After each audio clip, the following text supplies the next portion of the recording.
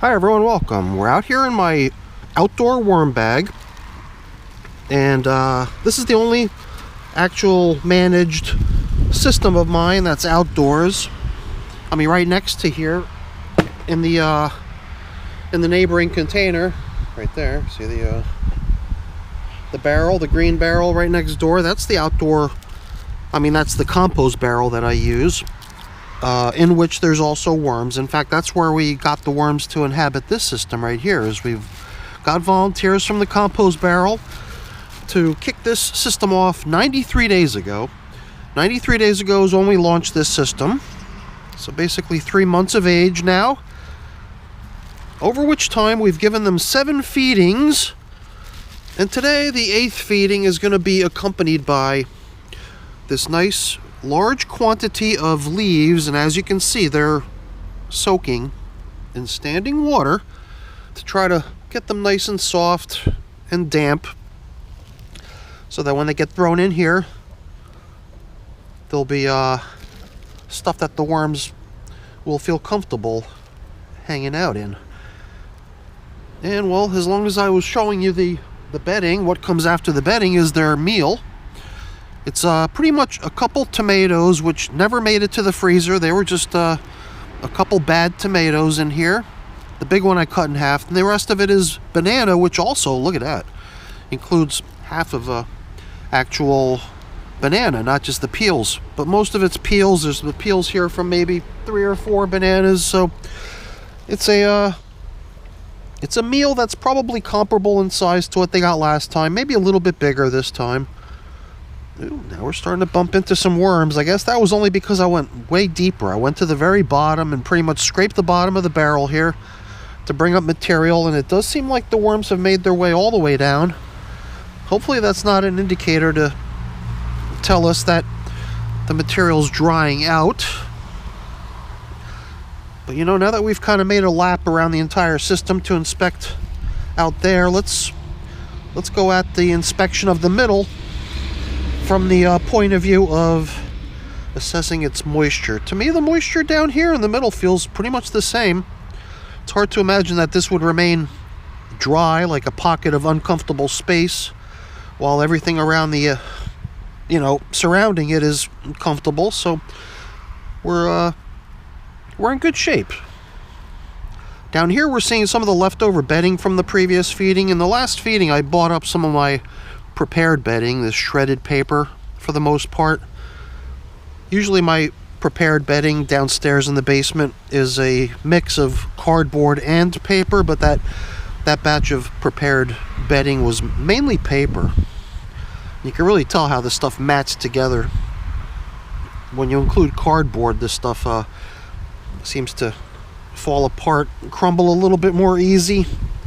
I mean, it makes sense. Paper's going to mat together. That's just the way it is. All right, so we've had a nice opportunity here to pretty much inspect and aerate all the stuff in this system here. I was just looking at the hole in the middle, though, thinking whether or not we had excavated enough space to fit all this stuff.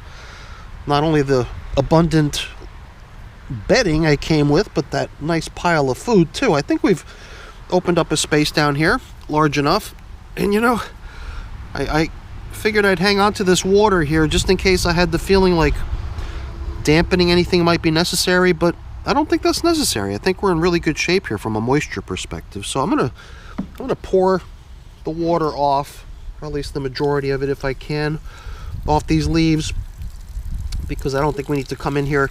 The nice thing about the way I've got this bag set up, because the bag itself is obviously a fabric that's going to allow moisture to go through it, but you would think that the plastic liner that I've got in between the 2 bags, because it's actually 2 grow bags, one inside the other, you would think that plastic would prevent water from escaping if that had to happen, but that plastic bag is actually perforated, full of holes. So if this thing were to get totally loaded up with, a sudden influx of moisture, it would have a way out, and it would drain, so you would never, I would think you would never see standing water in this system. So if there's a little bit remaining in here that see, it's still gonna be a bit of standing water here, but I think that that's not going to be a problem in this particular system of mine. I think anything that might come up as standing water in this system would definitely escape if it had to. So look at that. We're going to be able to cap off this feeding with a nice pile of additional leaves / bedding. And then they're going to have to just burrow down into this stuff to get to this delicious feast. I think there's stuff in here that's other than, was that maybe apple peel, you know? I thought it was strictly banana and tomato, but it seems like there might be some other random stuff scattered in here. But for the most part, it's banana and tomato. Nice and juicy tomato. And one of the things I bring up once in a while from my wormery is the grit to include with my feedings out here. And well, let's top off with some more dampened leaves. I'm never sure about leaves, you know. I wonder to myself if they're just kind of wet on the outside on the surface, and perhaps they're really still dry on the inside. Have they actually soaked through? I'm never too sure. I mean, obviously, if they've been in water for weeks or whatever, then clearly they're going to be soaked through. But this stuff I just, you know, submerged into water 15 minutes ago, and whether or not that was enough time for the leaves to absorb moisture into themselves and go from being dry material to being damp material, I don't know. Hopefully it's suitable for worms to want to explore and dive into. But then again, don't forget, we put a good motivation into the middle of that.